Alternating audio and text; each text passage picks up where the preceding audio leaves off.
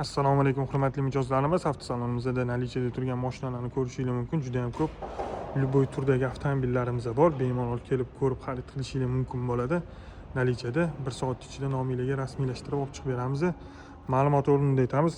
Mercedes-Benz GLS 63 2025 facelift mutlaqo yangi, shaharda наличиеda yo'q. Ushbu avtomobildan $310,000 so'rayotdi. Hozirgi kunda bemalol kelib 295 mingga xarid qilishingiz mumkin bo'ladi shu to'choni. Avtomobil yangi, masli. Shu bilan birgalikda Range Rover juda ham ko'p odamlar so'ragan edi.